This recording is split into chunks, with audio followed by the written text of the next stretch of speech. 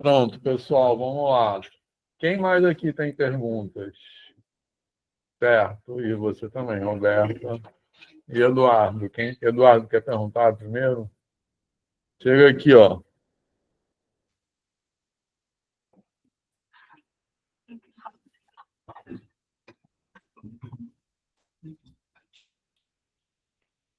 A primeira pergunta é sobre a identidade quilombola. Como a gente, como professores não quilombolas, a gente consegue passar a segurança para a criança, para ela entender que ela pertence, ela tem que se aceitar, mesmo a gente não sendo quilombola, a gente tem que passar essa segurança para ela. E a segunda pergunta é qual é, tipo assim, sobre a região onde as escolas dentro do território quilombola e as escolas de fora. Qual é a principal, tipo assim, diferença entre elas? O que é passado em uma e o que é passado em outras, entendeu? Entendi. Ótima pergunta. Já responde? Melhor, né? A pergunta de vocês tem a ver com isso ou é completamente diferente? E acho que tem mais a ver com a primeira menina que me respondeu, que perguntou. Ah, é que ela não voltou ainda no intervalo. Mas, enfim. Quer fazer a sua então, Roberta? E depois ele... Pode ser. Tem algum momento que você traz... Tá dando para ouvir aqui? Sim. Depois? Ai. Você de novo perguntou mesmo. É para ele te ver também. Oi, Alan. A Roberta é aluna de mestrado que está fazendo estágio aqui na disciplina. Ah, ótimo. E aí, o que me pegou foi a questão da territorialidade que você traz em algum momento, e depois você fala sobre que a escola quilombola ela só existe dentro do quilombo, e depois você diz que a favela é um quilombo, que um terreiro é um quilombo, e aí a minha dúvida é, né, como professora de favela e pessoa que pesquisa na favela, eu posso considerar que eu trabalho no quilombo e considerando isso, né? E aspectos dessa territorialidade eu posso levantar e levar em consideração para afirmar que esse espaço é um quilombo e definir a minha prática a partir disso.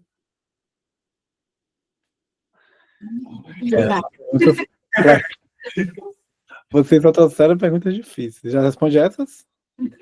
Sim, acho que ele responde e depois passa de vocês, beleza? Tem mais duas. Pode falar. As perguntas estão conectadas, assim. Eu acho que a primeira coisa do Eduardo, né? A questão de não ser quilombola, né? Eu acho que esse processo de diálogo de pessoas não quilombolas com pessoas quilombolas, acho que esse lugar do não quilombola é fundamental no sentido assim, é muito importante que cada professor ou professora recupere essa história nossa, história brasileira. Como é que esse processo foi construído, o que está dado. Por isso também a importância de, na graduação, na formação inicial, a gente ter mais disciplinas para discutir as questões ético-raciais. Então, é importante adentrar esse mundo. Quem foi Zumbi dos Palmares? Quem foi a Cotirene? O que é ser quilombo? Como essas populações hoje vivem? Por que elas entraram no censo só em 2022, né, o último censo, 22, 23? Ou seja, como é que vivem essas pessoas do ponto de vista da educação, da saúde, do acesso? Como é que essa própria definição do que é quilombo foi mudando ao longo do tempo? Existem outras experiências quilombolas fora do Brasil? Que associações são essas? Então, são várias, e mais importante que eu acho, né? As vivências com as comunidades. Na minha cidade, tem quilombo? Tem uma comunidade quilombola na minha cidade, no meu bairro, próximo?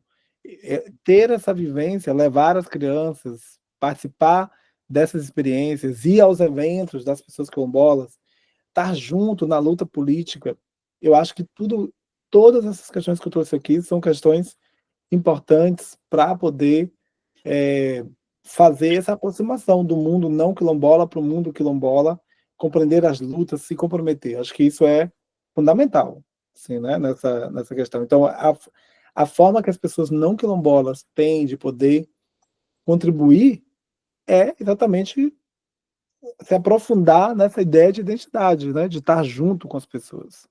Não tem como você fazer uma discussão da educação escolar quilombola teórica. É muito importante que a escola, onde quer que ela esteja, se ela não estar no território, mas se ela recebe estudantes quilombolas, tem que ter uma aproximação o tempo inteiro da escola com a comunidade. Se isso vale para qualquer escola, mais ainda para as escolas quilombolas. Ou seja, não dá para um estudante quilombola estar na escola e a escola não conhecer nada sobre o quilombo. Então tem que ter essas trocas, trazer lideranças quilombolas para a escola, para poder conversar, para poder dialogar, desmistificar algumas coisas. Eu acho que isso é fundamental para qualquer pessoa não quilombola, né? Respeitar, entender, compreender, perguntar, acompanhar as lutas dentro e fora da cidade onde se encontra, né? Acho que isso aí é fundamental. Acho que a pergunta do Eduardo primeiro é essa, né? Teve a segunda dele, não foi? Que eu já esqueci. Eu queria comentar sobre isso também. Posso, Alan? Pode. Bom, primeiro vocês sabem responder essa pergunta, se tem alguma comunidade quilombola aqui no entorno. Então, no Rio de Janeiro tem, inclusive, comunidades quilombolas urbanas dentro da cidade, que, inclusive, não são reconhecidas formalmente, o termo é reconhecido, né, que diz, não são reconhecidas. A gente vai fazer uma aula na Pequena África, que em breve a data vai ser marcada. Ali naquela região tem uma comunidade quilombola que não é conhecida por pressão da Igreja Católica que fica naquela região. A gente vai falar mais sobre isso, por exemplo. Mas eu acho que, um pouco na direção do que o Alan falou, a gente tem uma narrativa histórica sobre a história do Brasil, que não só ela é contada do ponto de vista dos colonizadores, né, essa narrativa convencional, como também ela é uma narrativa que ela invisibiliza e até, por vezes, eu acho que romantiza as violências da escravidão, né? Por exemplo, acho que a gente já falou isso aqui em aulas anteriores, que a cidade do Rio de Janeiro é o maior porto escravocrata do planeta, né? Que mais recebeu pessoas escravizadas no planeta, né? Assim. Então, a gente não pode viver na nossa sociedade, na nossa história, né? Não existe uma história dos negros e uma história dos brancos, né? A gente está todo mundo dentro dessa mesma história que é marcada pelo racismo. Então, quando a gente fala que o racismo é estrutural, é nesse sentido, né? Assim como a escravidão ela não é só um episódio, ela sustentou a Constituição do Brasil como nação, como a gente entende hoje. Então, a gente não pode falar de nada, nem de matemática, nem de educação, nem de qualquer coisa, sem ser atravessado, sem reconhecer esse atravessamento pelo racismo. E eu acho que é uma outra coisa, sem ser quilombola, é a gente reconhecer os valores indígenas, os valores quilombolas, como assim, os saberes, né? Como saberes civilizatórios, ou seja, se colocar num lugar, não sendo quilombola, não sendo indígena, sobre o que a gente pode aprender sobre outros sentidos de educação, sobre um alargamento da matemática, da educação, com esses valores. Tem uma questão. Eu respondi a segunda pergunta dele, não? Não, qual é a segunda? É a pergunta da Bia, que foi antes do intervalo Sim. também. Tá? Mas a segunda dele primeiro. É a segunda mesmo? É sobre as escolas que ficam dentro do território quilombola e as escolas que ficam fora do território. O que é passado em uma que Entendi. não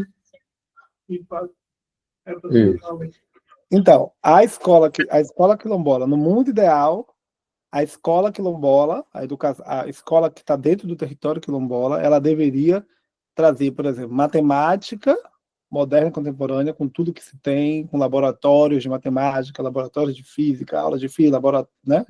Essa escola tem que ser equipada com acesso à internet, computadores, água potável, e eu vou, na segunda parte da minha apresentação, eu vou mostrar isso para vocês, que isso não acontece.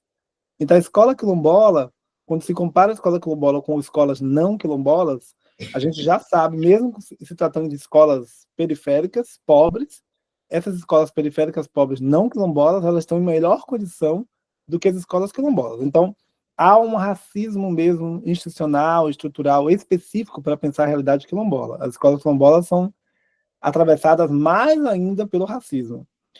Em primeira aproximação, essa escola que está no território quilombola, ela deveria tratar de tudo, ter todo o acesso, os estudantes ter acesso à internet, cultura digital, tudo que tem direito, mais ainda essa relação profunda dos saberes e fazeres quilombolas.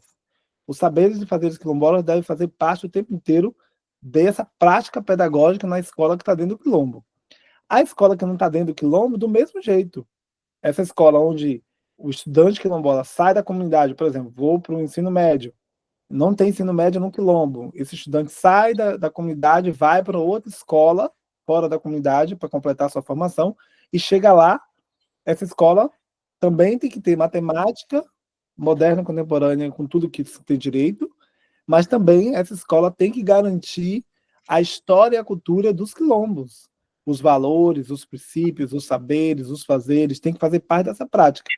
Então, algumas escolas quilombolas que estão no território... De uma forma não hierarquizada, né? De uma forma não há hierarquia, não pode ser uma forma racista, né? É uma forma realmente assim, de diálogo intercultural. Esse diálogo intercultural que nunca teve precisa acontecer, de educação para as relações étnico-raciais. Por isso que por isso que eu gosto da ERE, porque é como pessoas negras, indígenas, quilombolas, brancas se relacionam. Então, não há hierarquização aí. Só que aí tem de todo tipo. Tem escolas que estão nos territórios e que às vezes tem muito da educação quilombola, mas não tem nada da educação escolar, por exemplo. Né? Como eu falei, até por conta do racismo estrutural, muitas escolas quilombolas não tem nem professor. E professor de matemática, muito menos. Uma pessoa formada em matemática, com toda, né? Então, os desafios para as escolas quilombolas, eles são muito mais amplos no Brasil. Porque as escolas quilombolas, por serem quilombolas, elas estão desassistidas. E, obviamente, que aí tem uma marca fundamental do Estado, dentro dessa história, dessa perspectiva histórica, de não querer reconhecer. Aí eu acho que conecta com a pergunta da segunda pergunta, né? De que muitas vezes o Estado não quer reconhecer certas comunidades como comunidades quilombolas, porque isso implica, por exemplo, todo um tratamento de legislação diferenciado. Porque quando a comunidade é reconhecida como quilombola, por exemplo, você tem que preservar aquele território, você não vai poder construir torres altas dos granfinos, você não vai poder passar ali uma rodovia. Tem todo um tratamento, uma legislação internacional que garante os direitos das comunidades quilombolas. E muitas dessas comunidades, muitos desses territórios quilombolas, que acho que conecta com as duas perguntas, eles estão em lugares que hoje são considerados lugares valiosos. Então, todo o processo de especulação imobiliária que a gente vive hoje também está conectado com as dinâmicas do processo de escravidão, de quando essas pessoas lá atrás se reuniram e se conectaram, por exemplo, na Pequena África. Então, eu posso olhar para a Pequena África e dizer, a Pequena África é um quilombo, que aí conecta com a pergunta, né, com a segunda pergunta. É um quilombo porque ali tem valores e princípios, aqueles valores que eu mostrei nas diretrizes curriculares de um lugar de preservação da memória negra africana, onde a língua, a dança, a comida, o jeito de ser e de viver traz o tempo inteiro esses valores, esse aquilombamento a um conjunto de pessoas, um coletivo familiar, não familiar, um parentesco que está conectado de diferentes maneiras e a partir da ancestralidade que está ali naquele território e que percebe aquele território como um lugar mesmo de quilombo. Então, reconhecer se é um quilombo ou não, primeiro é a autodeclaração. Essa comunidade ela precisa se ver como um quilombo. Quando a Beata do Nascimento traz a ideia de que as favelas, por exemplo, são quilombos porque ali na favela, quem que está na favela? Majoritariamente pessoas negras. Que se a gente volta no passado, a gente vai chegar aonde? Nesses processos complicados de escravização dessas pessoas que perderam tudo, né? Que não tem álbum de fotografia, mas que tem uma memória ancestral que conecta as lutas, né? Porque o quilombo não é o lugar de fuga, é o lugar de resistência. Então essas pessoas estão resistindo. Por vezes elas não têm consciência de tudo isso, desse percurso histórico, elas não têm consciência, não sabem nada dos seus avós, dos seus bisavós, dos seus pais, mas tem algo ali que conecta essas pessoas a partir da oralidade, algo que está conectado com essa memória ancestral que está ligando ali, né? Então, assim, dizer se é quilombo ou não hoje é uma autodeclaração, as pessoas fazem essa declaração, né? Essas pessoas se autodeclaram quilombolas, e aí tem estudos detalhados. A Fundação Cultural Palmares, a partir de especialistas, de diálogos com a comunidade, vão, então, reconhecer oficialmente que aquela comunidade é um quilombo. E depois, no caso da titulação, o INCRA e outras instituições também vão estudar essa autodeclaração da comunidade e o reconhecimento da Fundação Cultural Palmares para dizer, por exemplo, se é quilombo ou não. Então, existe a questão quilombola de um jeito, numa perspectiva simbólica. Então, eu posso olhar para os terreiros todos como lugares de resistência, lugares de preservação de um conhecimento, de uma memória ancestral. Então, eu posso ver esse quilombo, esse lugar, esse território como um quilombo, mas não necessariamente é o quilombo dali das leis, um quilombo que tem direitos específicos, né? Então, a Beatriz Nascimento, ela traz essa interpretação para nós, da gente poder olhar para esses territórios como territórios quilombolas. Agora, por vezes, como o Vitor falou, né, tem vários quilombos urbanos do Rio de Janeiro, como tem em Salvador, tem comunidades periféricas em Salvador que são quilombos, mas elas não se reconhecem como quilombos. E algumas delas não querem para si essa autodeterminação, e isso traz também lutas e disputas de território com os poderes que estão constituídos, porque é impossível falar de raça sem relação de poder, né? Sem falar de relação de poder, e o Estado, historicamente, tem sido atroz com as experiências quilombolas. Então, muitas pessoas não querem se ver como, preferem esconder a sua história, né? Então, o processo de autodeclaração do ser quilombola, que aí conecta com a pergunta sobre identidade, ele é um processo que passa por questões subjetivas, institucionais, estruturais, que também rememora dores, né, que rememora mesmo o processo de luta. Então, acho que essa é a pergunta primeira, né, da segunda parte, mas teve outra pergunta, né? Ela também... A pergunta da Bia antes do intervalo. Só comentar sobre a Pequena África, né, que a gente vai ter uma aula lá, como eu já disse, em breve, que eu acho que é muito assim marcante. A gente está... E é um lugar no centro do Rio de Janeiro que muita gente passa por ali e nem sabe onde a gente está pisando, né? Assim. E é um lugar, como a gente vai, eu acho, ver nessa aula pública, que é um lugar de uma violência inimaginável, né? Assim, das coisas que aquele lugar testemunhou, que aconteceram aí, que a gente não sabe, mas também é um lugar de muita resistência, né? Assim, que eu acho que é um pouco isso, é um lugar de muita, assim, onde aquelas pessoas escravizadas se organizavam, preservavam seus saberes, suas culturas, um lugar de produção de cultura. Então, eu acho que é sobre essa resistência, né, que o Alan está falando um pouco. Acho que a segunda pergunta também tinha essa questão de como reconhecer, né? Então, esse inventário cultural, né, oral, esse acervo, essa biblioteca, esse arquivo de histórias, ele está dado no território. Você pode chegar num quilombo, e esse quilombo é um quilombo, por exemplo, evangélico pentecostal. Aí você pode dizer, nossa, aqui não tem nada de negro. Mas se você for olhar, às vezes você chega lá no fetiche, você está buscando uma religião afro. Você chega lá e encontra uma religião protestante evangélica, uma religião católica. Mas se você olhar com calma, você vai fazer a diferença entre religião e religiosidade. Você vai encontrar, mesmo que seja um território evangélico, você vai encontrar nesse território evangélico todas as características. Você vai encontrar capoeira, você vai encontrar o maculelê, você vai encontrar características que vão conectar a vivência daquela comunidade com os valores africanos ancestrais. Mas essa autodeterminação, a autodeclaração, ela é a primeira parte. E para fazer isso, a comunidade precisa se organizar politicamente, precisa realmente compreender a sua história, né? Aí cada quilombo tem uma história. Tem quilombos que já estavam ali, outros que chegaram, outros que se uniram coletivamente a partir dessa perspectiva. Às vezes é a espiritualidade, às vezes é a luta política, e cada um vai ter a sua história para contar, né? Mas o mais importante é que se reconheça entre aquelas pessoas um princípio comum que conecta essa história passado, presente e futuro, né? Que também está ali no filme, de uma temporalidade que é circular, né? E que vai conectando essas diferentes histórias na resistência e na luta política. Então, eu penso que seria muito importante que as favelas e muitos bairros pobres, desde cedo, se reconhecessem como quilombolas. Porque estão ali resistindo, estão ali vivendo todas as artimanhas e todas as tretas, né, do Estado, e não aprendem desde cedo sobre a sua história, sobre valorizar, entender que essas pessoas são também descendentes de cientistas, de pensadores, não somente de pessoas que foram escravizadas, mas que trouxeram conhecimentos. Eu acho que esse é o grande papel nosso, que aí também conecta com a primeira pergunta, é o nosso papel fundamental de poder, como professores e professores, conduzir, fazer essa mediação para esses estudantes logo cedo se reconhecerem potencialmente, e não nesse lugar de subalternidade, não nesse lugar da vergonha, mas no lugar do orgulho, né, de ter a história que tem.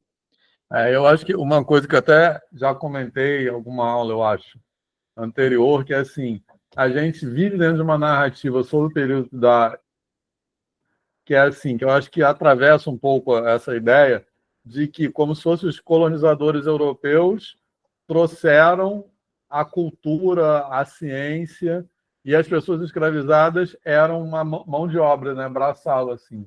Eu acho que a gente tem que aprender que as pessoas escravizadas trouxeram não só cultura, né, que se manifesta até hoje por várias coisas, samba, etc., mas também trouxeram ciência e tecnologia, né? Também trouxeram tecnologia para cá.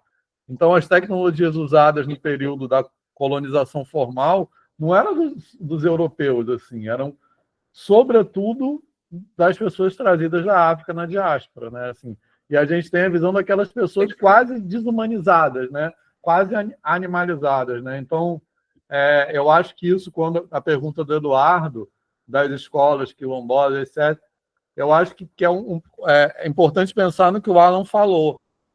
Eles têm uma visão de que aquela escola quilombola que tem um projeto de educação diferenciado, que como se esse diferenciado fosse uma coisa assim, que pode ter um conteúdo mais fraquinho, como dentro de uma visão de que aquelas pessoas têm uma intelectualidade mais inferiorizada. Então, você pode ter uma matemática mais fraquinha, uma física mais fraquinha.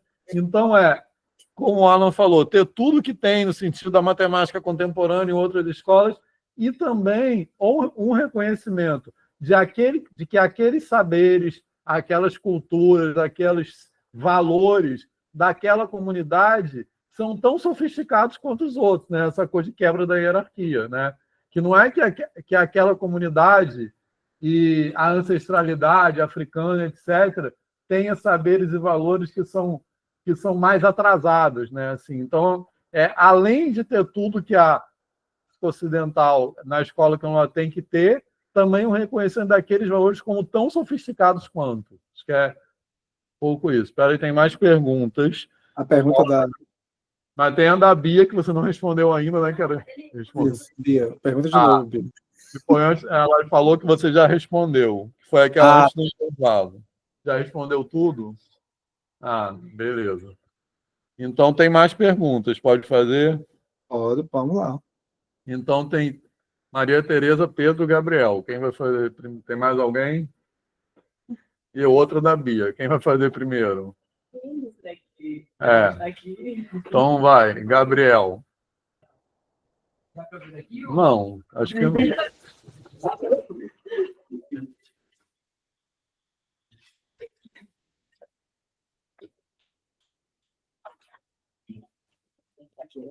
Para ele te ver também. Entra, claro. Boa noite. Boa noite. Eu queria fazer uma pergunta relacionada... Primeiro, eu vou contextualizar, né? No meu ensino médio, em uma aula de sociologia, o professor uma vez trouxe essa questão do racismo. E nessa aula, ele explicava sobre o racismo, além de estrutural, ele também ser estruturante, né?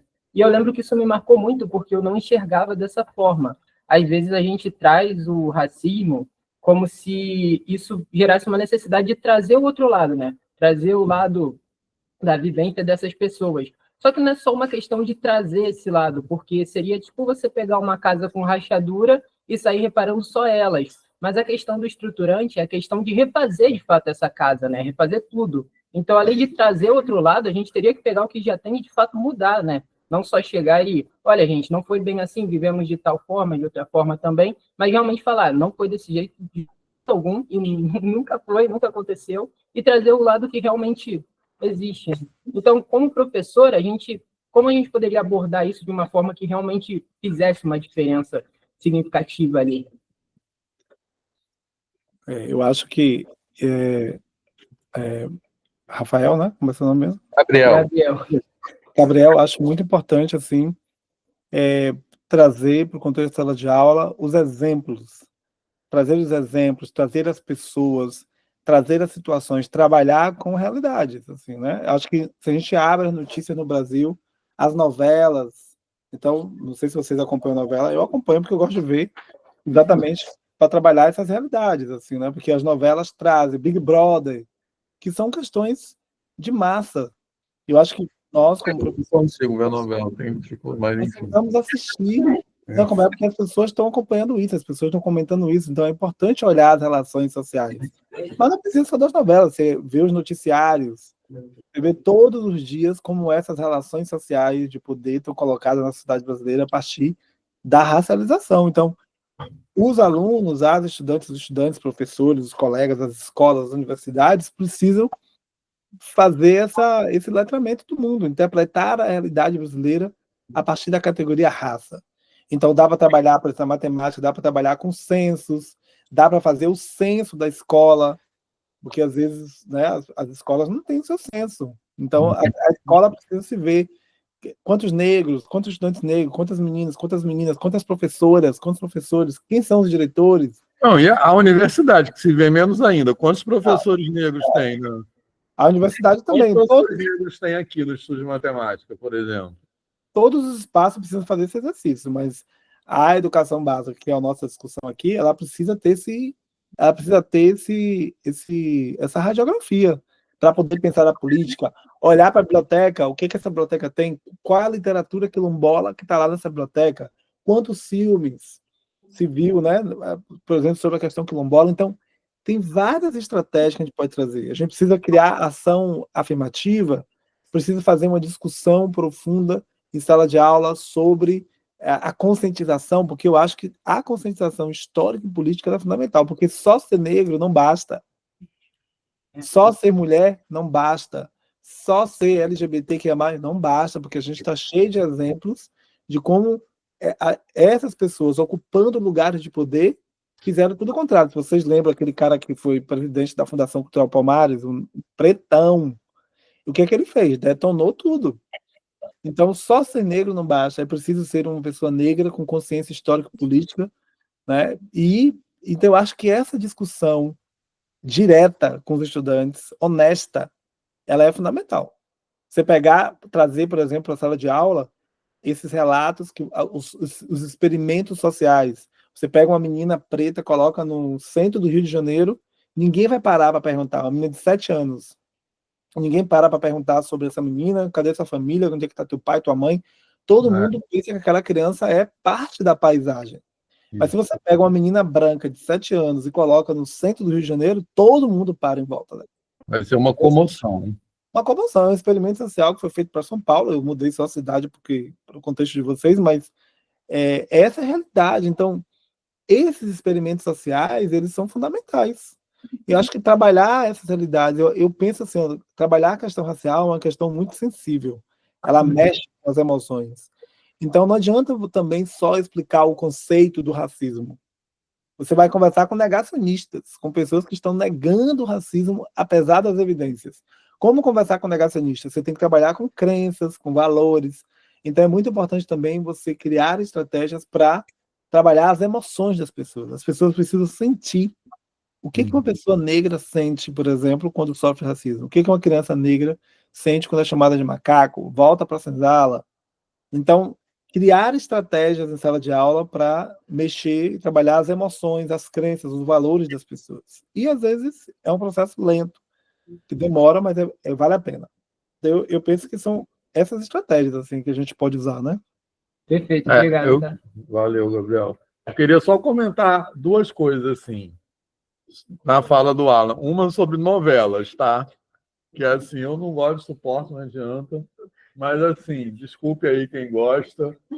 Mas o seguinte, eu acho, assim, eu falei agora há pouco que a gente tem uma narrativa que, por vezes, chega a romantizar a escravidão.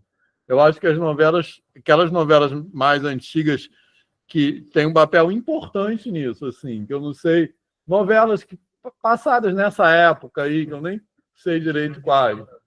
Escravizaura, por exemplo, mas outras, assim, que coloca a escravidão como uma relação cordial, quase, em algumas situações, entre o senhor, sei lá, senhor de escravos e as pessoas escravizadas, né? Como se coloca, às vezes, assim, que tem o senhor de escravos bom e o senhor de escravos mau. Não tem isso, assim. Então, coloca as relações raciais e tal, naquele momento da escravidão, como relações de cordialidade. E daí a gente tem essa herança do homem cordial, que a gente fala, né, que é uma suavização das violências estruturais no Brasil, e esse mito da democracia racial, né, assim, que a gente vive num lugar onde tem, que é aquele discurso assim, o Brasil foi constituído a partir de 3 raças e tudo se misturou, como se isso não fosse um processo igualitário, que chegaram 3 raças aqui em iguais condições e se misturaram, né? Então, eu acho que essas novelas têm um papel importante para isso. Pode discordar, tá? Se você quiser. Não, eu acho que a questão da novela, não só o passado, eu acho que se a gente acompanhar agora essa novela que está acontecendo, Vale Tudo, inclusive teve uma entrevista... Não, só chegando lá, nem ia falar do Vale Tudo, mas eu acho que hoje tem novelas que também são situadas no passado, essa agora que tem das 6, sei lá. Sabe qual é, não? Eita Mundo Melhor. Eita Mundo Melhor. Sei lá, não é Vale Tudo. Eita Mundo Melhor. Oi? Eita Mundo Melhor, não é isso? Pode ser. Isso, Eita Mundo Melhor. Que eu acho, assim, que é uma tentativa de colocar, sei lá, quando é passada essa novela? Anos 30, sei lá. De colocar pessoas negras naquelas em determinadas posições que elas não estariam nos anos 30. Então, isso também é uma forma de negar o racismo historicamente no Brasil. Exatamente. Eu tenho essa leitura um pouco, embora eu não veja muito, mas o pouco que eu vejo, eu tenho essa percepção. Coloca uma pessoa negra lá, mas num lugar que ela não estaria. Assim, naquele... Não, mas a questão que eu queria trazer, a contemporânea, Vale Tudo, por exemplo, que a própria Thaís Oliveira, a Thaís Araújo, ela faz uma crítica à personagem dela, que começa pobre, fica rica e depois empobrece de novo. Então ela tem um relato dela sobre isso, né? Do quanto aquilo mexe com de novo, né? Uma atriz negra, desse processo mesmo de... Entende? Então, assim, é sempre colocar as pessoas negras num lugar da dor também, né? E nunca num lugar também de potência e de felicidade, que isso também é uma estratégia do racismo. Então, acho que trazer esses exemplos é fundamental. Alguém mais? Gente, então silêncio. Chamada já passou, gente. Vai embora, gente. Vocês estão fazendo aquela sala de aula? Vai embora. Gente, então silêncio aí. O que foi? Não, que eles estavam muito conversas paralelas aqui. Aí o pessoal não está conseguindo... Mas a conversa paralela é sobre a educação escola quilombola ou sobre outra coisa? Era sobre isso. Tá. Gente, eu acho que isso aí é fundamental. Eu acho que, aproveitando o gancho, a discussão da educação das relações étnico-raciais é um processo de escuta. Aí foi perguntado para mim o que fazer e como alterar, né? Então, se a gente não está preparado, por exemplo, para ouvir sobre questões étnico-raciais, a gente não tem como transformar a sociedade brasileira. E como vocês são licenciandos e licenciandas, esse processo de escuta é fundamental. Escutar os nossos estudantes sobre as suas dores, sobre os seus processos de adoecimento, sobre como o racismo atravessa essas realidades. Isso é fundamental, porque só dizer lugar de fala, né? Lugar de fala e o lugar de escuta. E essa escuta, ela não pode ser uma escuta como o princípio da física, né? Que ondas mecânicas não se propagam no vácuo. A gente precisa escutar mesmo, a gente precisa assim, trabalhar dentro de nós esse exercício da escuta, porque senão não faz sentido. A gente não consegue fazer uma política pública como essa, tão importante, acontecer, se a gente não está preparada para ouvir. E não pode ser realmente... Tem que ser uma escuta afetiva, uma escuta afetuosa, uma escuta de mobilização, de transformação, não é uma escuta passiva. E eu sei que, né, a gente cansa, a gente é de noite, todo mundo cansado, mas é importante também vocês perceberem isso, assim, né? Ainda mais quando vocês estão em processo de formação para ser professor e professor, esse processo de escuta ele é fundamental, assim. Então, é isso. Verdade. Mas então, tem mais perguntas agora. Bia, tem outra pergunta? Tem eles ali. Não, vai vocês. A Bia já é a terceira pergunta. Então, meu nome é Pedro. Pedro também é aluno de mestrado, está no estágio aqui. Ótimo, Pedro. Do que uma pergunta. Antes da pandemia, eu tive a oportunidade de visitar um quilombo aqui na região sudeste, mais especificamente em Minas. E lá, não só o próprio território, né, mas a partir das pessoas eu pude perceber como é que se dava a luta, não só na época da escravidão, mas também essa questão territorial. E como você tinha dito, não só no texto, né, que foi de referência para essa aula, mas também nas falas, essa questão da importância da memória, não só para reconhecer as coisas ruins que aconteceram no passado, mas também apreciar e aproveitar esses conhecimentos passados pela oralidade, e também para criar essa cultura. Então, isso me pegou um pouco, né? Essa questão da memória, né? Mas também da questão territorial, né? De ir para além do espaço geográfico. Ele também está incorporado nas pessoas. Essa questão também do ori, né? Na cultura iorubá é a cabeça, né? Certo? Então, acho que é só isso o meu comentário mesmo. E também essa questão do ciclo, né? De você olhar o passado para viver o presente, essa questão, né, do que a gente chama, né, o conceito de sankofa, certo? Isso. Então, é só esse que é o meu comentário mesmo.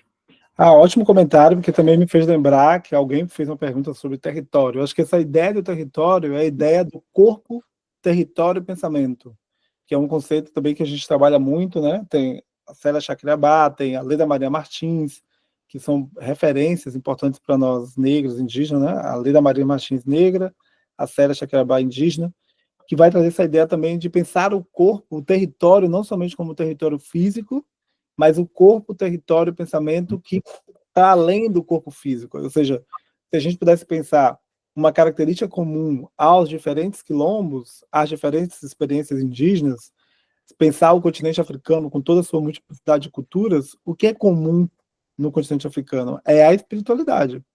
E a espiritualidade não é essa religião que muitas vezes as pessoas pensam, né? A espiritualidade é algo mais profundo que traz uma relação íntima entre humanos, não humanos e extra-humanos. E que a ciência moderna e contemporânea ela nem lida direito, ela não lida de jeito nenhum com os extra-humanos, lida muito mal com os não-humanos e com os humanos, alguns humanos, porque negros, por exemplo, não são considerados humanos dentro dessa perspectiva. Quando a gente fala que a história da ciência, a ciência é uma construção humana, nem todos os humanos entram dentro dessa definição, né? Então, esse território é algo para além dos limites físicos. Por isso também que destruir um quilombo é destruir seres visíveis e invisíveis. Não é somente acabar com uma comunidade quilombola, né? Tem todo um conjunto linguístico, ontológico, epistemológico, filosófico, que vai, por isso para mim é cosmológico, porque é mais profundo. E aí, por isso que a educação escolar quilombola, os projetos diferenciados, eles mobilizam tanto. Não é só sobre um conteúdo de matemática, ou de física, ou de astronomia, mas é toda um giro cosmológico que está associado com os jeitos de ser e de viver, com esses corpos territórios. Por isso também que a questão da Terra é algo tão importante para essas pessoas, né? Porque a Terra, ela conecta nessa relação com o céu, com a memória. Então, a memória também não é só sobre o que eu quero esquecer. a memória é também sobre o que eu não posso deixar de esquecer. Eu tenho que lembrar. Entende? Eu tenho que lembrar o tempo inteiro em que país eu vivo, que relações de ser, saber, poder, sentir, tá ali nos atravessando, qual é a realidade dessa comunidade quilombola, por que ela passa por tudo isso, porque a escola quilombola é atravessada do jeito que é. Então, a memória também, para mim, para não me deixar de esquecer. Então, não me deixar de esquecer que a gente vive num país racista. Eu acho que essa memória, esse exercício de memória também passa por essa condição, assim, né? Por esse exercício de não nos fazer esquecer como nós chegamos aqui, por que estamos vivendo o que a gente vive. As pessoas brancas, nesse processo de memória, também rememorar a sua ancestralidade conectada com projetos de extermínio colonial. Então, assim, e aí não levar para o pessoal, porque muitas pessoas brancas levam para o pessoal. Eu não tenho a ver com isso, não se racializam, né, que é a pergunta que foi feita da identidade quilombola para a pessoa não quilombola. Então, as pessoas brancas, no geral, elas não se racializam, elas não se veem como raça. Elas não se veem como raça, elas não se veem no lugar de privilégios, elas não se veem no lugar de autonomia, de um poder, de se mover no mundo, enfim, de caminhar pelas ruas sem ser importunada. Então, e aí, claro, os homens brancos, héteros, cis, todos os privilégios que carregam, porque um homem negro, né, um homem preto, sobretudo, sabe que não pode olhar no olho do policial, não pode olhar no olho do segurança do supermercado. E alguns que entram no supermercado saem mortos, como aconteceu aqui em Porto Alegre, anos atrás, né, com um homem negro. Então, ter essa dimensão da realidade brasileira, ela é fundamental, cabe a todos nós. Mesmo que a gente não queira ouvir sobre a questão racial, a gente não queira ouvir sobre como o racismo nos atravessa, essa é a nossa realidade. Então, a gente precisa, como professor, professoras, se conscientizar disso, né? Desde muito cedo. E aí, alguns gestores e gestoras de escolas não somente negam, como querem dificultar qualquer tipo de prática que vá fazer esse enfrentamento. Então, a gente precisa, o tempo inteiro, fazer esse exercício da memória, não trabalhar com a memória. E aí, a memória, para algumas pessoas negras quilombolas, o exercício da memória é o exercício que a Said Hartman, que é uma historiadora negra importantíssima, e a Cristina Sharp, trazem para a gente de buscar esses vestígios de memória. Não tem fotografia, né? Não tem certidão de nascimento, não tem... Essa história ela é reconstruída dentro dessa sankofa, dessa oralidade, dessa ancestralidade, da gente buscar aqui e acolá, no terreiro, na dança, na música, no canto, numa cantiga que ouviu. A gente vai rememorando, a gente vai recontando, recuperando essa história que nos atravessa, né? Eu acho que isso é um exercício que todo mundo precisa fazer, assim, né? Todo mundo precisa encontrar o seu lugar na discussão antirracista, seja no lugar dessa ancestralidade que vem dos colonizadores, ou essa ancestralidade que está conectada a esses diferentes povos do continente africano, sem romantizar, sem mistificar, né? Entendendo que nós estamos no Brasil, que há um processo diaspórico violento, e que as políticas de embranquecimento, elas são parte mesmo desse apagamento, desse silenciamento, dessa construção de uma memória nacional pacífica, democrática, e que a gente sabe que não está em curso.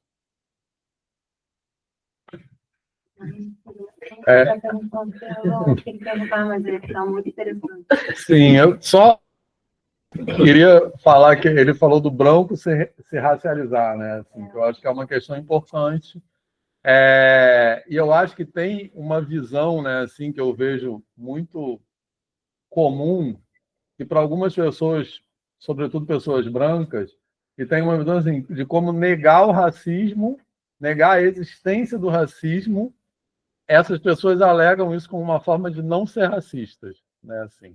E é justamente o contrário disso. Então, o que é o branco se racializar?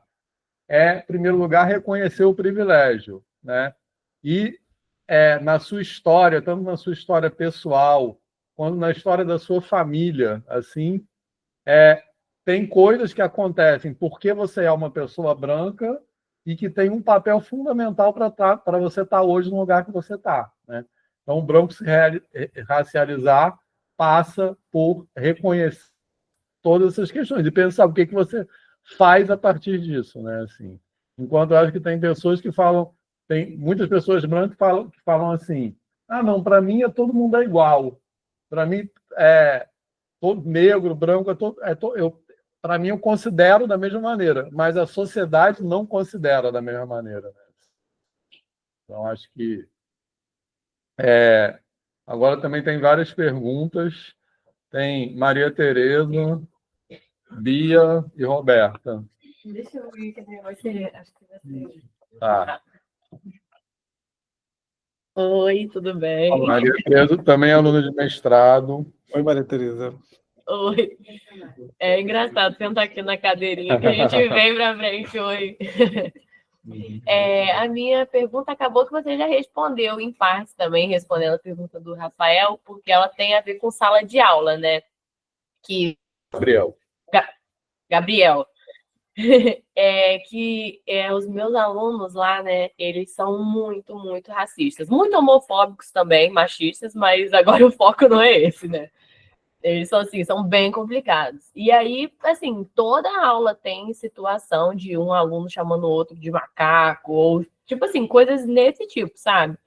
E aí a minha pergunta que eu ia fazer, né, tipo assim, que eu fico meio em dúvida de como lidar, porque, obviamente, que ali no momento, né, eu brigo, repreendo, eu já levo atividades para discutir sobre isso, mas a sensação é que nada adianta, porque eles, é muito difícil, eles não param, sabe? Onde é a sua escola? É um município que ele é bem pequeno, é bem interior, é São Francisco de Itapuã, é interior do Rio, bem interior mesmo, tipo 50 mil habitantes, nem isso. E aí é uma cidade muito violenta também, então violenta mesmo. Então acho que tudo isso acaba atravessando bastante. Mas aí assim, é sobre isso, né? Aí você também falou que é um trabalho muito lento, mas é muito ruim, assim, você ter que ficar vendo os alunos dessa forma. Eu acho que você traz várias questões. A primeira coisa, eu acho assim, quando a gente está discutindo a questão racial, a discussão da educação antirracista, ela precisa ser, de fato, pensada no diálogo com os outros marcadores sociais da diferença. Então, a questão racial, ela não está desconectada das questões de gênero, da orientação sexual, das questões de classe, das questões de sotaque. Então, trabalhar a questão racial nas intersecções é um caminho que tem que ser, porque não dá para discutir raça sem classe, sem gênero. No mínimo, tem que ter esses três marcadores. E a violência, ela é também um outro marcador fundamental. Inclusive, a Patrícia Hill Collins, que é uma pensadora interessante para nós, assim, né, no contexto da educação antirracista, ela traz isso sobre a questão da violência como também um dos marcadores letais para as intersecções. Então, essas violências que você disse que vê ali, elas não estão desconectadas dessa discussão da raça. Porque a discussão da raça, ela é política, ela perpassa poder, né? Então, gênero, está tudo aí envolvido. E, obviamente, a escola, por vezes, ela está ali na sala de aula, uma criança chama outra de macaca. Não sei qual a idade desses meninos e dessas meninas, mas certamente é um sintoma de que um trabalho pedagógico profundo precisa ser feito. A família, os responsáveis por essas crianças também precisam ser chamadas para um trabalho muito de pé de ouvido, e precisa também ter sanções, porque senão, né, e aí essas crianças precisam entender por que ela tá, o que significa esse chamamento, né? Quando ela chama a outra de macaco, de macaca, o que está por trás disso? A gente não pode naturalizar nos espaços escolares esse tipo de prática. Então, tem que ter sanções, essas crianças precisam criar um protocolo. Por exemplo, quando a criança chama a outra de macaco, o que a gente vai ter que fazer? Então, precisa criar um protocolo que envolve questões sérias, porque o racismo, ele é crime. Ele é crime, então, racismo recreativo, né? Aí, claro, eu não acho que tudo tem que se judicializar. Eu acho que tem que ser feita uma escuta, um trabalho de mediação entre as crianças e os responsáveis que envolve toda a escola. Só que quase sempre, quando a criança chamou de macaco, nada é feito. no sentido de pensar, de repensar a escola. Então, por isso que essa prática pedagógica antirracista, ela precisa envolver toda a comunidade escolar e a comunidade fora da escola. Precisa ter protocolo, precisa ter direcionamento, a família precisa compreender que não pode ser assim. Porque se naturaliza, aí fica difícil, né? Porque isso vindo de uma criança, isso vem de algum lugar, né? De algum lugar, porque as crianças, elas não nascem racistas. Elas não, e aí, se tem essa questão, a questão da homofobia, por exemplo, né? A homofobia, a transfobia, mas sobretudo a homofobia, porque a transfobia já é algo mais difícil de falar no contexto da educação básica, mas a homofobia, todas as piadas machistas, misóginas e sobretudo as piadas homofóbicas direcionadas, né, aos meninos, ela é parte desde sempre das relações, né? E quase sempre não se trabalha essa questão. Então, eu acho que a gente precisa aprofundar isso. Por isso que a educação antirracista, ela tem que trabalhar em diálogo com a educação antissexista, a educação ambiental. Como é que a gente está discutindo questões ambientais, questões climáticas aqui no Rio Grande do Sul, sem nenhuma interface com o racismo? Então, é como se a questão climática fosse um mundo à parte, assim, não tem nada a ver com racismo. Mas tem tudo a ver o tempo inteiro, desde sempre, né? Então, essas intersecções, elas são fundamentais. Ah, você quer ver raça e tudo? Eu quero, porque para mim a raça, a categoria fundamental que estrutura a sociedade brasileira é a raça. E a questão racial, ela antecede muitas vezes a questão de gênero. Então, você pegar uma deputada branca que persegue um homem preto na rua com uma arma na mão, isso para mim é um experimento social de como a questão de raça e de gênero elas estão desacopladas. Elas andam junto, se interseccionam, mas a questão de raça ela é anterior, porque dificilmente ela faria isso em outras situações, né? Não, então, imagina uma pessoa negra que fizesse isso. Assim. Então tem uma relação de poder negra aí. Que pegasse uma arma e saísse perseguindo uma ela pessoa. Seria morta pela polícia. Ela seria morta pela polícia. Ela seria morta na hora, por todo mundo. Então, assim, é para a gente poder pensar isso, né? Não é hierarquizar opressões, mas é também refletir sobre como essas opressões se encontram nessas encruzilhadas. E eu acho que a escola ela tem um papel fundamental. Não vou dizer que é toda a responsabilidade da escola, mas a escola tem um papel fundamental de, inclusive, lidar com esses sistemas que chegam muito antes, né? As crianças já chegam na escola muitas vezes com todo esse contexto, mas esse é o desafio para nós, né? Para nós todos, não só para quem está na escola básica, né? A formação inicial na universidade, a formação continuada, as práticas pedagógicas, os cursos de pedagogia, ou seja, é uma responsabilidade de todas e todos nós, né? A escola sozinha ela não vai resolver, mas tem mecanismos de, num caso como esse, a escola inteira parar para discutir isso, criar protocolos e estabelecer regras. Não dá para ficar chamando ninguém de macaco na escola, ninguém de gordo, de, né, viadinho, não tem condição. E é isso que os estudantes precisam compreender e entender. Imagina uma criança autista, uma criança PCD, nesse contexto de violências, né? E precisa criar esse espaço seguro. E eu sei que é complicado quando você tem todo um contexto, né? Mas é para esse lugar que a gente quer chegar mesmo, assim, desenvolver essas estratégias pedagógicas de como melhorar essas relações nossas no chão das escolas. Obrigada. Há um tempo atrás eu ouvi uma história, uma narrativa assim, no Colégio Pedro II, que houve um episódio que uma criança branca chamou uma criança negra de macaco, e aí essa criança negra respondeu, acho que foi no grupo do WhatsApp, uma coisa assim, com tipo uma memezinha que tem fogo nos racistas. E aí a criança negra que respondeu isso foi suspensa e a criança branca não aconteceu nada. Assim. É possível. Verdade isso. E o que acontece? Acontece o tempo inteiro isso.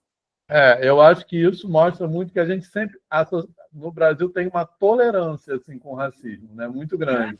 Não se vê racismo, quer dizer, a criança branca chamar a criança negra de macaco, isso não foi identificado como uma violência. E a outra que falou fogo no racismo, fogo nos racistas, É como se ela estivesse ameaçando a outra de tacar fogo nela. Mas não, aqui, em alguns casos que aconteceram no colégio de aplicação da URGS, a família branca ela se adianta, abre um BO contra a família negra, dizendo que a sua criança branca estava sofrendo ameaças e poderia sofrer algum tipo de agressão física da criança negra. Então, reafirma, inclusive, o imaginário social brasileiro de que as pessoas negras, de que os corpos negros são potencialmente violentos. Isso. Então, articula o tempo inteiro o racismo. Por isso que a gente precisa, a escola precisa ser cuidadosa nessa mediação, com as crianças, com os pais, né, de como vai tratar isso para toda a escola, sobre esses protocolos, e é preciso fazer isso. Ou então, no caso da universidade, uma professora negra, uma professora branca, atua de forma racista com o aluno em sala de aula, o aluno move institucionalmente, o processo não vai para lugar nenhum, porque a instituição ela senta em cima, e depois, quando termina, que a professora move um processo na justiça comum por calúnia e difamação contra o estudante negro. Então, essas relações de poder, elas estão colocadas o tempo inteiro. Então, a gente precisa institucionalmente mandar um recado muito, literalmente, claro para os racistas, de que tudo tem limite. Então, se você pode ser racista, pode, mas você vai responder criminalmente por isso. Seja na universidade, seja na escola. Eu acho que essa sensação também de confortável, de que nada vai acontecer e que eu posso, por exemplo, estabelecer essa relação de, né, racista, isso vai naturalizando. E as instituições elas precisam dar respostas. Então, por isso que eu falei dos protocolos, né? As escolas, as instituições precisam criar protocolos. Bia, quer perguntar?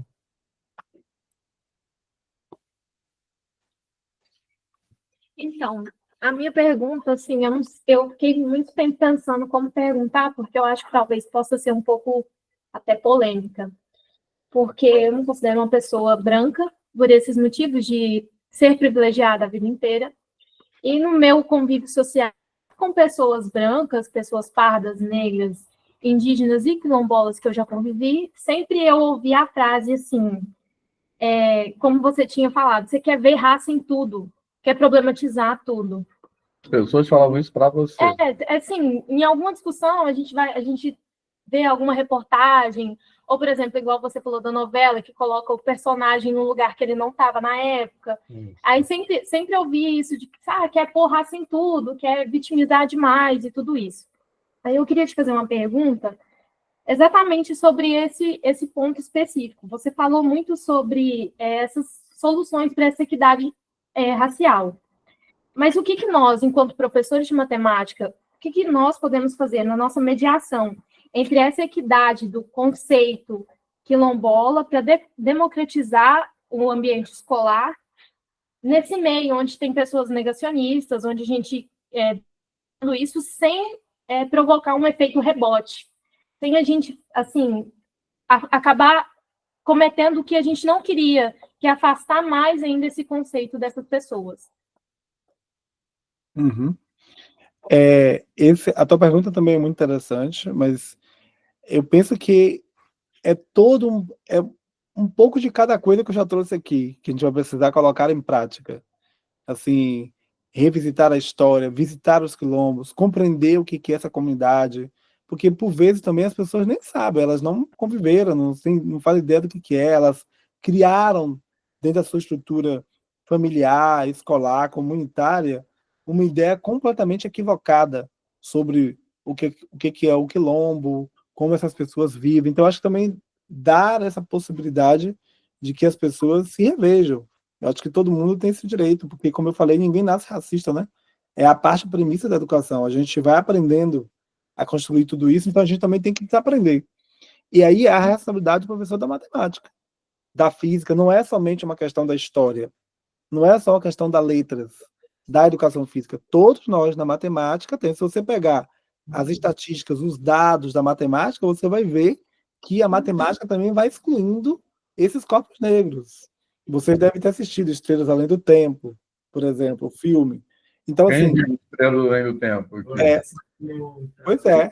O papel fundamental nosso na matemática é exatamente pensar filosoficamente, matematicamente... Estrelas Além do Tempo. Desculpa. É que elas não ouviram o nome do filme. Estrelas Além do Tempo. É um filme incrível que traz a história dessas 3 mulheres matemáticas negras. Então, a matemática, o professor de matemática, a professora, tem que se conscientizar disso muito cedo.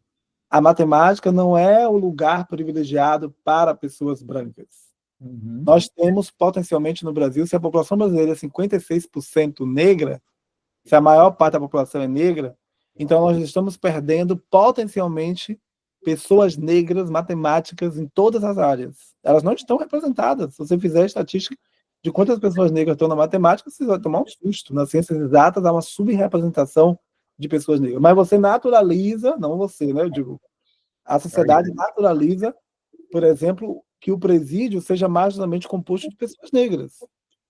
Então, na matemática, nós temos que estar, como a gente está lidando com conhecimento fino, um conhecimento que tem um status, um poder. Você falar que faz matemática, nossa. Você gosta de matemática? Nossa, não é assim que a gente faz?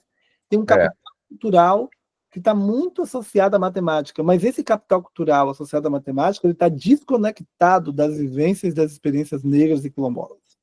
Então, um professor de matemática tem que, desde muito cedo, fazer esse enfrentamento. Tem uma pesquisa da Microsoft de um tempo atrás que diz muito cedo, nós, nas nossas relações sociais, a gente diz muito cedo para as meninas de que elas não serão cientistas. Então, uma menina de 6 anos reconhece uma potência epistemológica na outra menina de 6 anos. Mas logo cedo, aos 8, 9 anos, ela já olha para a menina desconfiando. Às vezes, não, a menina não é tão inteligente assim, mas os meninos, elas botam todo o poder nos meninos. E os meninos e as meninas vão, até um certo tempo, até os 15 anos, as meninas perdem essa ideia de ser cientista e os meninos seguem. Uau. E a matemática, embora não tenha um estudo assim detalhado, mas tem vários estudos que vão mostrando isso, né? E a gente sabe que isso acontece mesmo, porque muito cedo é dito para as crianças negras que elas não serão matemáticas, físicas, cientistas, né? As crianças negras não podem nem vislumbrar essa possibilidade. Então, a luta antirracista para um professor de matemática, um professor de física, uma professora de química, de biologia, da ciência da natureza, dessas ciências fundamentais, ela é desde cedo, desde muito cedo. Eu acho que uma contribuição importante é exatamente trazer essa ideia do capital cultural que a matemática traz, que a matemática ela potencializa intelectualmente certos corpos, mas desinstitui desse lugar de poder os corpos negros. Então, trabalhar desde cedo isso, trazer as histórias das culturas africanas, estabelecer as vivências, fazer valer as diretrizes, olhar para a Base Nacional Comum Curricular de matemática e se perguntar, tem algo estranho aqui. Que matemática é essa que está sendo tratada nessa Base Nacional Comum Curricular? Como é que eu posso trazer as experiências negras periféricas para esse currículo? Como é que eu posso enxergar essas crianças negras quilombolas como os corpos curriculantes? Que aprendizagem, que conhecimento é esse que é articulado na comunidade, no quilombo, na periferia, no terreiro, que eu posso trazer para a minha prática na matemática? Que referenciais epistemológicos eu estou trazendo para essa prática? Que metodologias? Fazer essas perguntas em série, que a gente tem que fazer o tempo inteiro. Eu estou na minha sala de matemática, lá na periferia, tem quantos estudantes negros? O que eu estou trazendo para a minha prática pedagógica para fortalecer a autoestima desse estudante? Porque não é só sobre o conteúdo da matemática, é sobre o seu lugar no mundo. Eu estou dizendo para esse aluno e essa aluna que ele nunca vai conseguir, que ela nunca vai conseguir. Por algum acaso, na minha aula de matemática, eu estou deixando dúvidas sobre isso. Eu estou tratando o meu aluno de matemática igual o aluno negro. Eu estou tratando igual o que eu trato o aluno branco, ou eu estou dizendo para o aluno branco que ele vai ser um prêmio Nobel, entre aspas, da matemática, e aquele outro aluno negro vai, no máximo, fazer o quê com essa matemática? Porque, às vezes, a gente vai dizendo isso de diferentes maneiras, sem se dar conta. Sem se dar conta, né? Mas eu não acredito ser coisa de consciente, inconsciente, é explícito. Explícito e implícito, né? Então, essa pergunta ela tem que ser feita o tempo inteiro. Que história da matemática é essa? Como é que eu posso usar a história da matemática para desconstruir tudo isso? A história grega, será que esses gregos não foram lá na Alexandria aprender alguma coisa? Esses outros povos fizeram o quê? O Ifá, alguém falou aqui do Ori, né? O Ifá, o jogo de búzios, o que isso tem a ver com matemática na história, por exemplo, desses povos. Então, assim, que matemática é essa? Os dias da semana. Eu nem estou gostando de usar muito essa palavra, embora eu goste, né? Porque está sendo tão polêmico. Descolonizar esse pensamento, entende? Fazer esse enfrentamento, essa disputa de narrativa, essa disputa epistemológica do campo da educação, do ensino, da ciência, da divulgação da matemática. É um exercício contínuo. Você chegar no museu, chegar no laboratório de matemática, numa experiência museológica que envolve matemática, o que está dado? Que narrativa é essa? Como é que as pessoas negras aparecem no livro de matemática? Fazer esse exercício. Quem são as pessoas negras? Quantas mulheres negras aparecem no livro de matemática e de que maneira? Eu acho que é um caminhar contínuo de perguntas, de inquietação, de não acomodação, de não naturalização. Você tem que estar o tempo inteiro mesmo disposto e disposta a fazer esse enfrentamento. Muita gente não quer fazer. Não quer fazer porque é racista. Aí tem que dizer, tem que dar o nome. Não quer fazer porque é transfóbico. Então, na minha aula de matemática, como é que eu posso fazer enfrentamento à transfobia, à homofobia? Há possibilidade de fazer isso? A gente está construindo. Tem artigos, tem prática pedagógica, tem textos. Não é tanto quanto a gente gostaria, mas tem. Não dá para dizer hoje que não tem. Tem. Eu estou buscando esse conhecimento, porque também é isso, assim, eu não tive, não vou me mobilizar. Temos que correr atrás. A gente tem que correr atrás também para aprender, para buscar outras estratégias, fazer outras formações. Eu tive uma formação hegemônica na física e economia.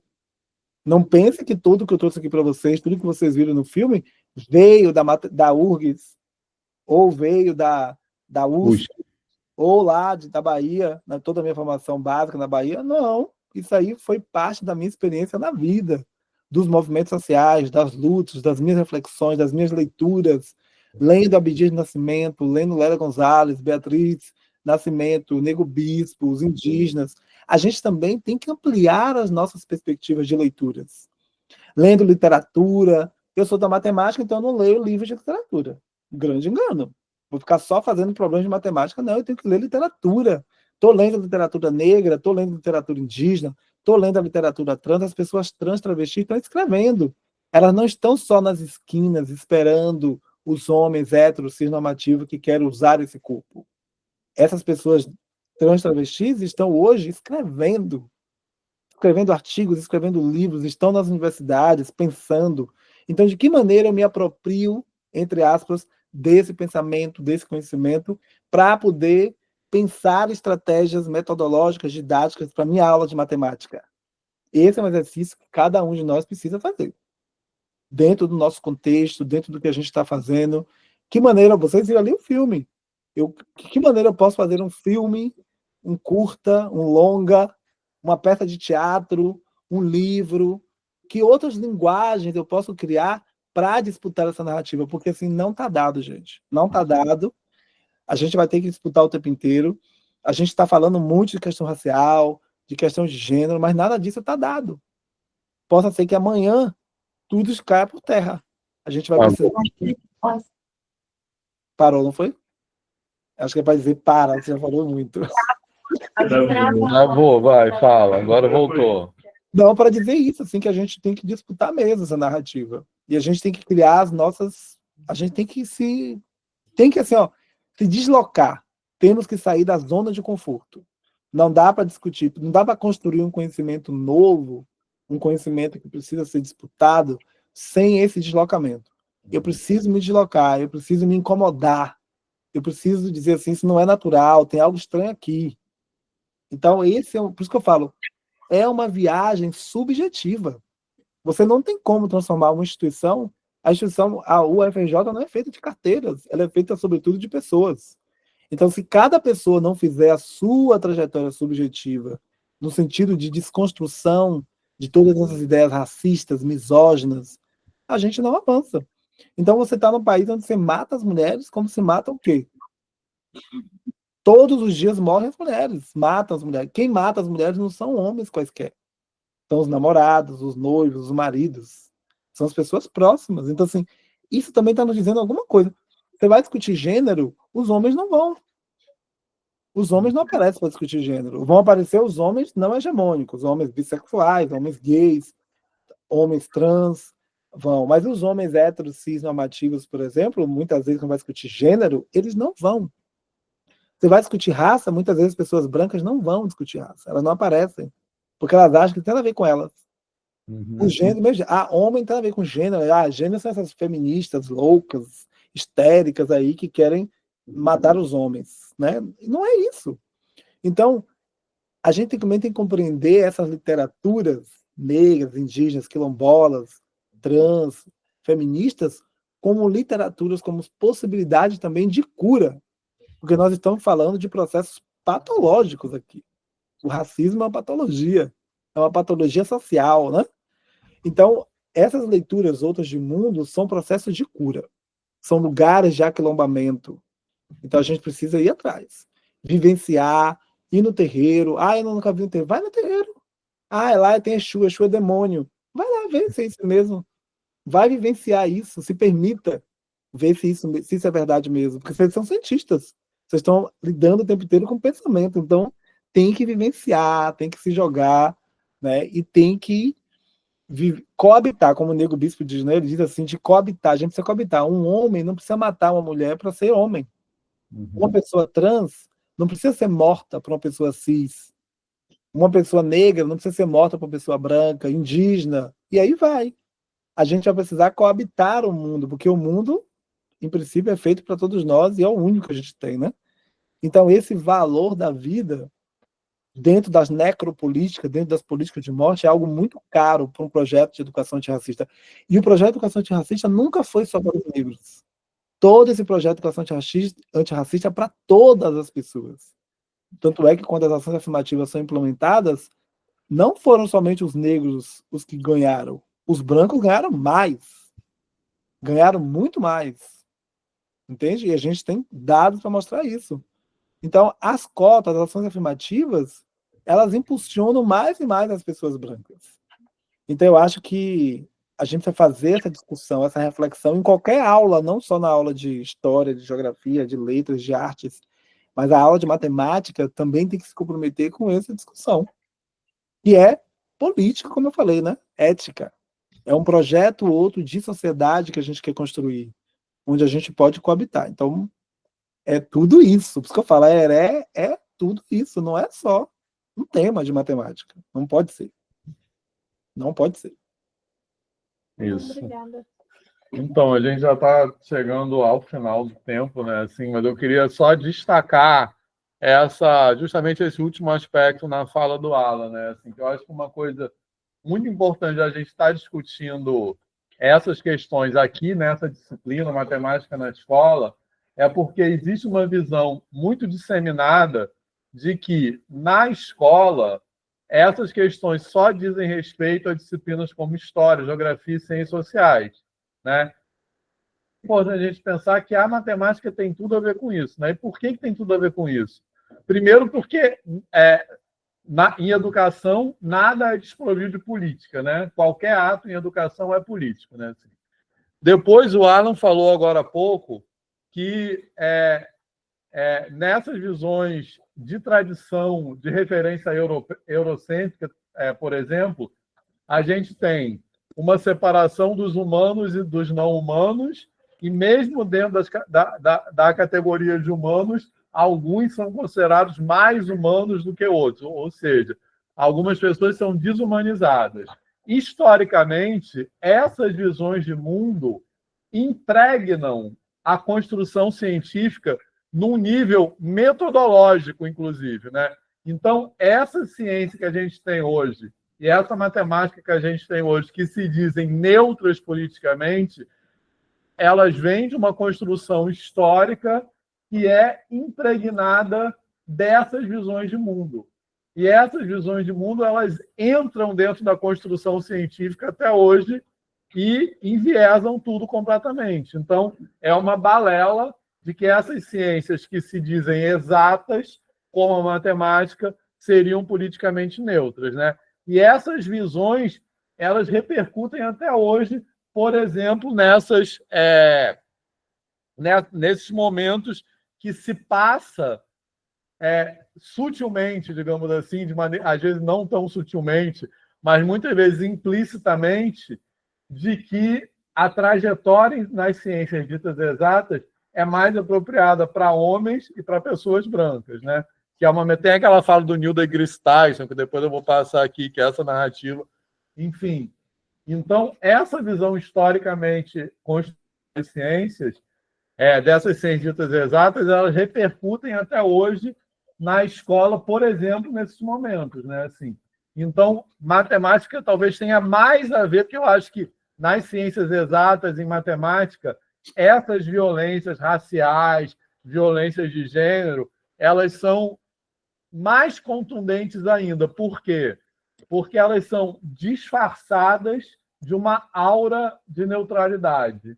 Então, como a matemática se declara neutra, tudo que acontece ali está legitimado, porque não, é tudo uma questão de mérito, né? A matemática está isenta dessas coisas, né? Então, acho que isso torna as violências piores ainda, né? Nesse sentido. E também outra coisa ainda sobre isso que o Alan falou, essa questão do negacionismo, né? Assim, porque hoje a gente entende, a gente identifica o negacionismo quando, por exemplo, se nega vacina, quando se nega mudança climática. Mas o que é negacionismo? Negacionismo